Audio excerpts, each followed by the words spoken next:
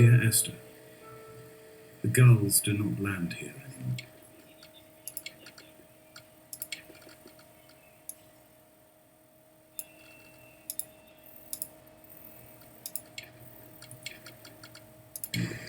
I've noticed that this year they seem to shun the place. Maybe it's the depletion of the fishing stock driving them away. Perhaps it's me. When he first landed here, Donnelly wrote that the herds were sickly, and their shepherds the lowest of the miserable classes that populate these Hebridean islands. 300 years later, even they have departed.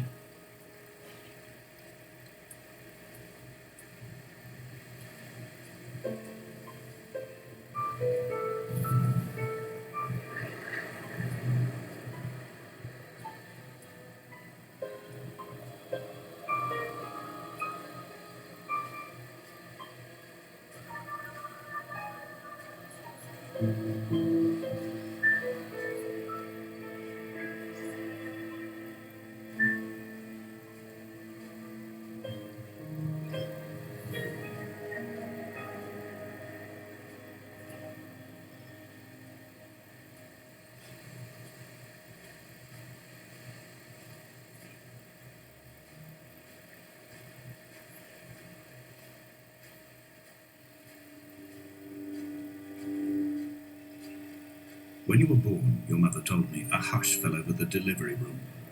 A great red birthmark covered the left side of your face. No one knew what to say, so you cried to fill the vacuum. I always admired you for that you cried to fill whatever vacuum you found. I began to manufacture vacuums just to enable you to deploy your talent. The birthmark faded by the time you were 6 and had gone completely by the time we met, but your fascination with the empty and its cure remained.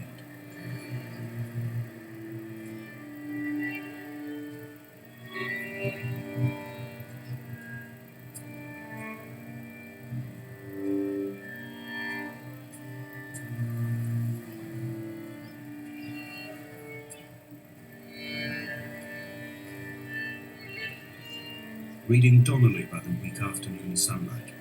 He landed on the south side of the island, followed the path to the bay and climbed the mount. He did not find the caves, and he did not chart the north side. I think this is why his understanding of the island is flawed, incomplete. He stood on the mount and only wondered momentarily how to descend, but then he didn't have my reasons.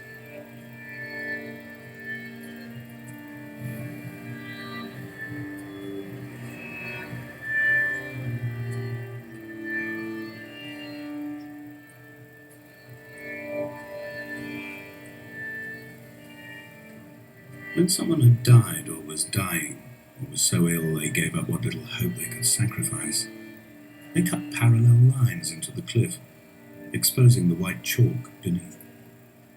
You could see them from the mainland or the fishing boats, and know to send aid or impose a cordon of protection, and wait a generation until whatever pestilence stalked the cliff path died along with its hosts. My lines are just for this. To keep any would-be rescuers at bay. The infection is not simply of the flesh.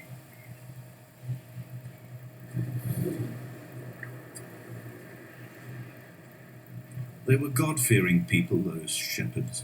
There was no love in the relationship. Donnelly tells me that they had one Bible that was passed around in strict rotation. It was stolen by a visiting monk in 1776, 2 years before the island was abandoned altogether. In the interim, I wonder, did they assign chapter and verse to the stones and grasses, marking the geography with a superimposed significance that they could actually walk the Bible and inhabit its contradictions?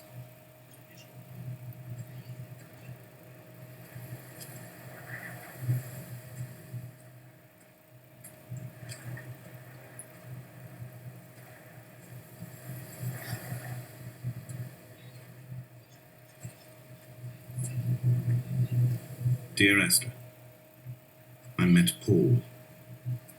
I made my own little pilgrimage. My Damascus, a small semi-detached on the outskirts of Wolverhampton.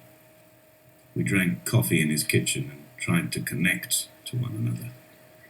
Although he knew I hadn't come in search of an apology, reason, or retribution, He still spiraled in panic, thrown high and lucid by his own dented bonnet.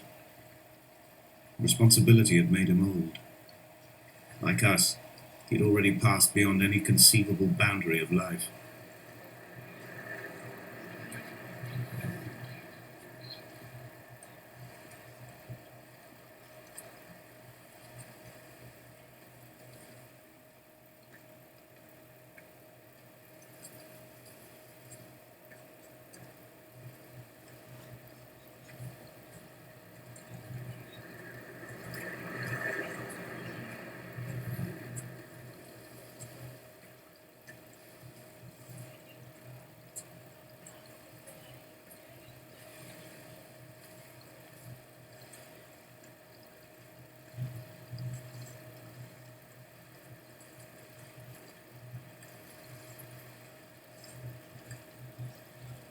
He still maintains he wasn't drunk, but tired. I can't make the judgment or the distinction anymore. I was drunk when I landed here, and tired too. I walked up the cliff path in near darkness and camped in the bay where the trawler lies beached. It was only at dawn that I saw the bothy and decided to make my temporary lodgings there. I was expecting just the aerial and a transmitter stashed in a weatherproof box somewhere on the mount. It had an air of uneasy permanence to it. Like all the other buildings here, erosion seems to have evaded it completely.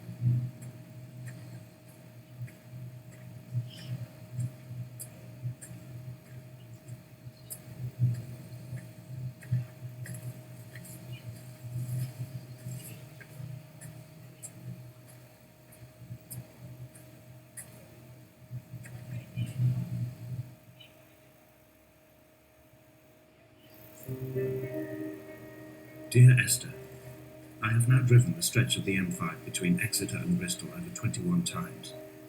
But although I have all the reports and all the witnesses, and have cross-referenced them within a millimetre using my ordnance survey maps, I simply cannot find the location.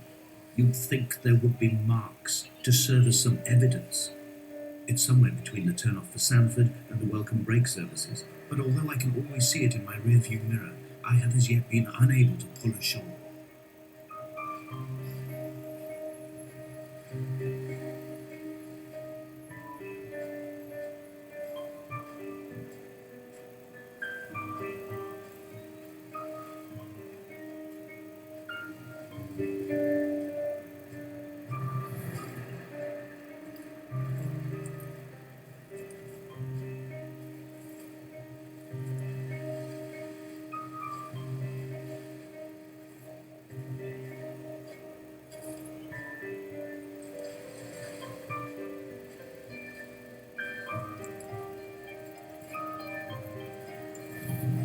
I had kidney stones, and you visited me in the hospital. After the operation, when I was still half submerged in anesthetic, your outline and your speech both blurred. Now my stones have grown into an island and made their escape, and you have been rendered opaque by the car of a drunk.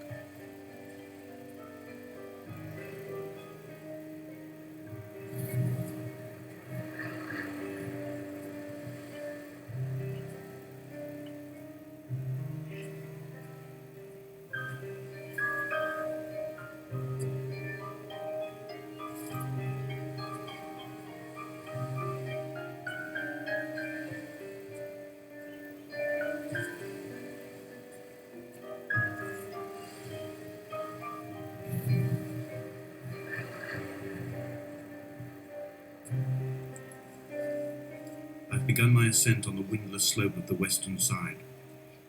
The setting sun was an inflamed eye squeezing shut against the light shone in by the doctors.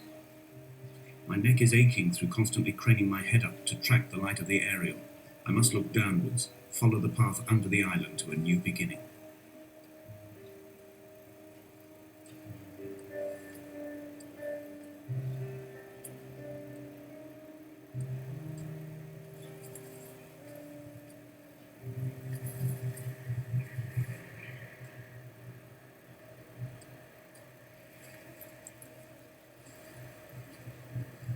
The bothy was constructed originally in the early 1700s.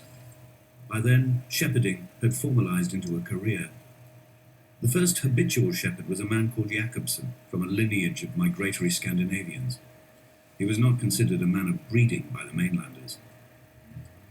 He came here every summer whilst building the bothy, hoping eventually that becoming a man of property would secure him a wife and a lineage.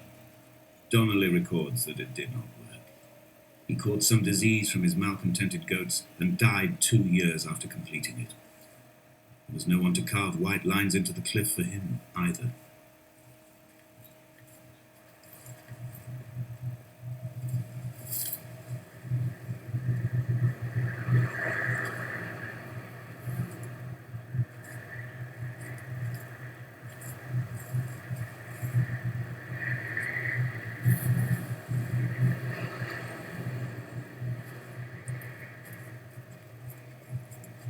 He left his body to the medical school and was duly opened out for a crowd of students 21 days after his passing.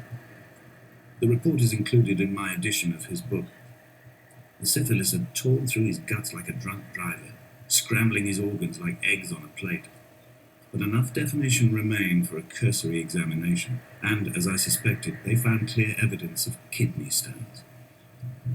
He's likely to have spent the last years of his life in considerable pain. Perhaps this is the root of his laudanum habit. Although its use makes him an unreliable witness, I find myself increasingly drawn into his orbit.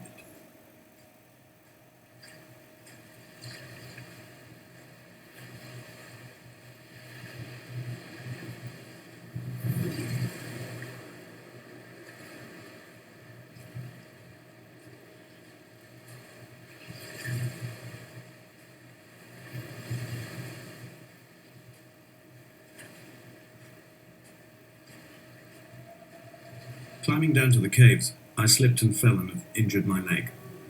I think the femur is broken. It is clearly infected. The skin has turned a bright, tight pink, and the pain is crashing in on waves, wintered tides against my shoreline, drowning out the ache of my stones. I struggled back to the bothy to rest, but it has become clear that there is only one way this is likely to end.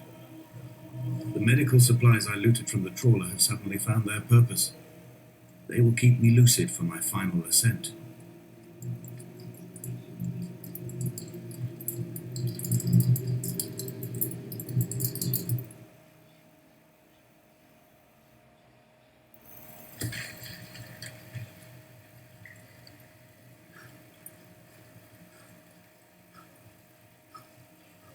Did Jakobsen crawl this far?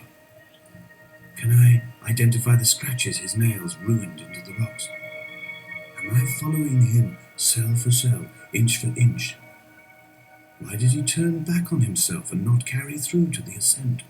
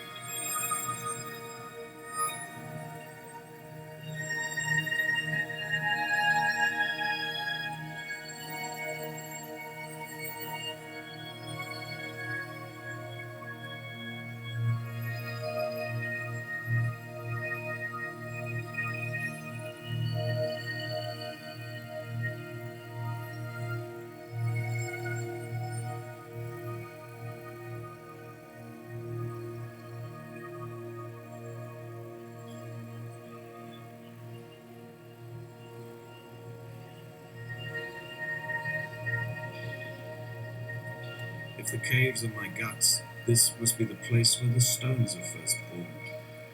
The bacteria phosphoresce and rise, singing through the tunnels. Everything here is bound by the rise and fall, like a tide.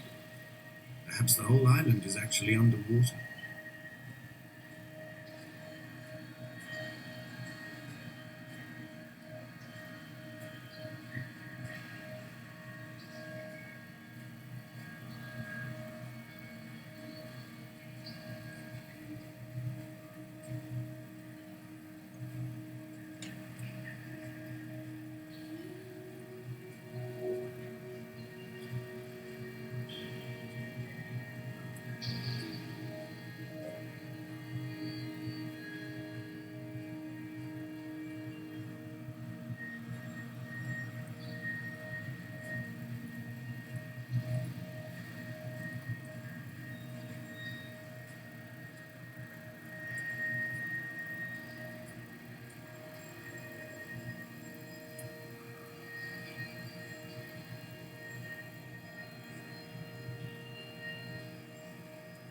This is a drowned man's face, reflected in the moonlit waters. It can only be a dead shepherd who has come to drunk drive you home.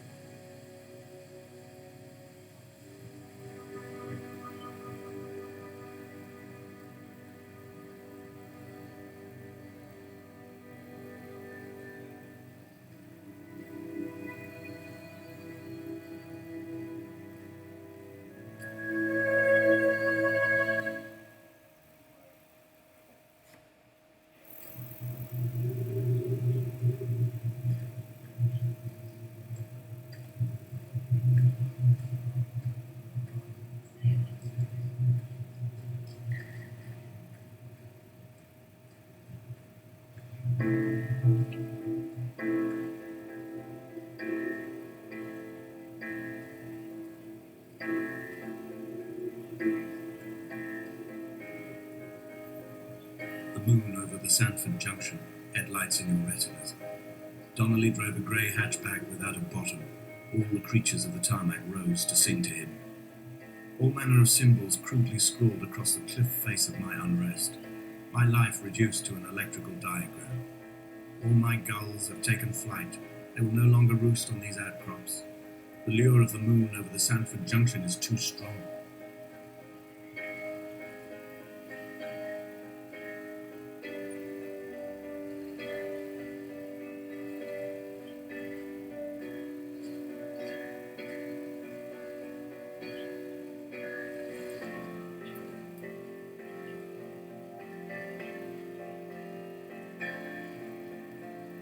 Dear Esther, I find each step harder and heavier. I drag Donnelly's corpse on my back across these rocks, and all I hear are his whispers of guilt, his reminders, his burnt letters, his neatly folded clothes. He tells me I was not drunk at all.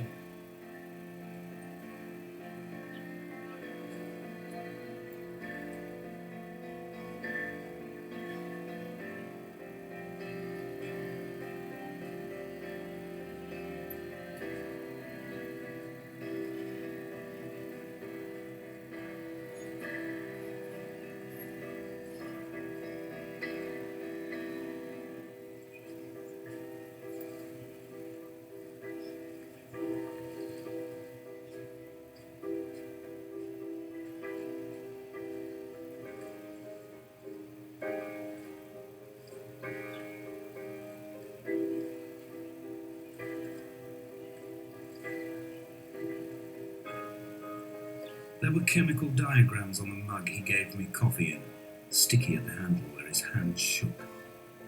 He worked for a pharmaceutical company with an office based on the outskirts of Wolverhampton. He'd been travelling back from a sales conference in Exeter, forming a strategic vision for the peddling of antacid yogurt to the European market. You could trace the connections with your finger, join the dots, and whole new compounds would be summoned into activity.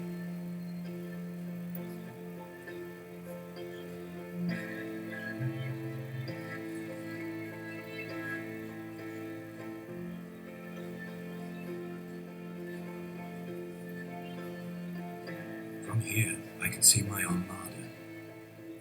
I collected all the letters I'd ever meant to send to you, if I'd have ever made it to the mainland, but had instead collected at the bottom of my rucksack, and I spread them out along the lost beach. Then I took each and every one, and I folded them into boats. I folded you into the creases, and then, as the sun was setting, I set the fleet to sail. Shattered into 21 pieces, I consigned you to the Atlantic, and I sat here until I'd watched all of you sink.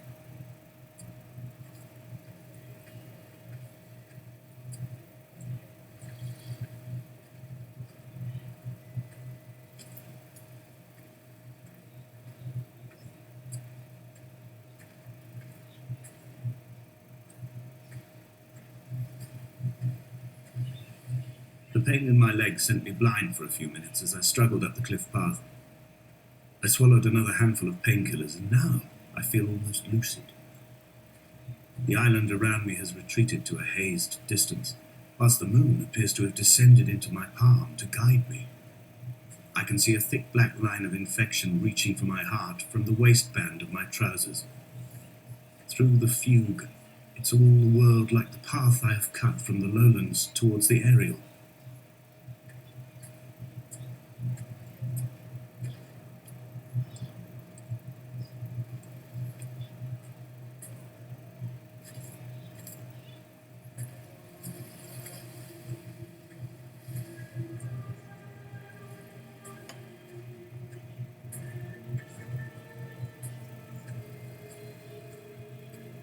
I've begun my voyage in a paper boat without a bottom. I will fly to the moon in it. I've been folded along a crease in time, a weakness in the sheet of life. Now you've settled on the opposite side of the paper to me. I can see your traces in the ink that soaks through the fibre, the pulped vegetation. When we become waterlogged and the cage disintegrates, we will intermingle. When this paper aeroplane leaves the cliff edge and casts parallel vapor trails in the dark, we will come together.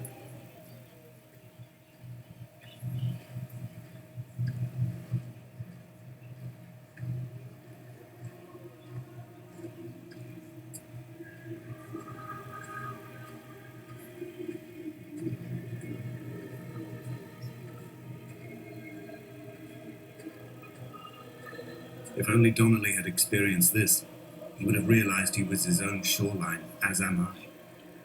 Just as I am becoming this island, so he became his syphilis, retreating into the burning synapses, the stones, the infection.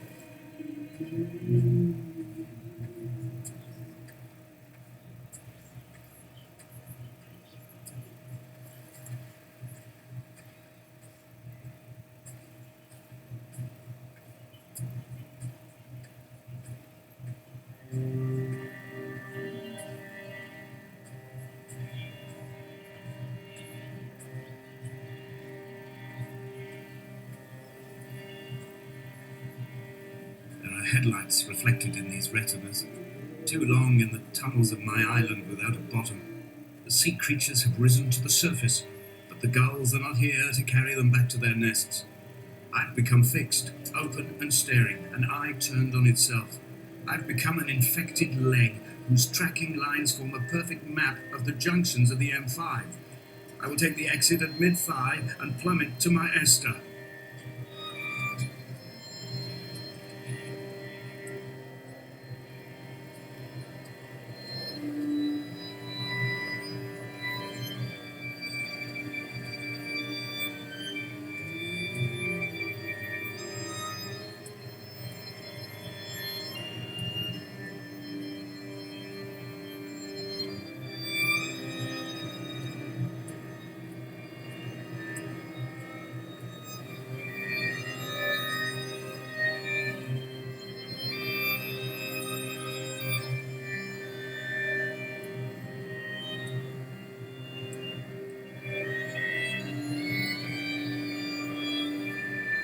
A gull perched on the spent bonnet, sideways, whilst the sirens fell through the middle distance and the metal moaned in grief about us.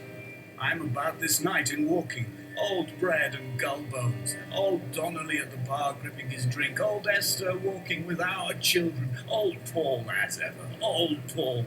He shakes and he shivers and he turns off his lights alone.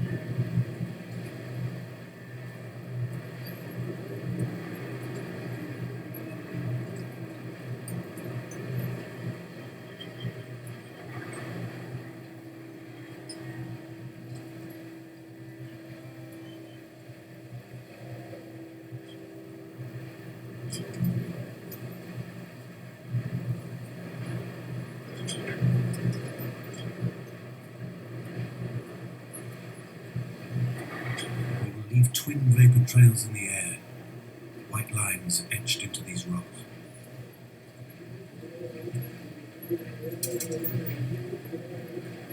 Dear Esther, I have burned the cliffs of Damascus. I have drunk deep of it. My heart is my leg, and a black line etched on the paper all along this boat without a bottom. You are all the world like a nest to me. Eggs unbroken form like fossils, come together, send small black flowers to the air. From this infection, hope. From this island, flight. From this grief, love.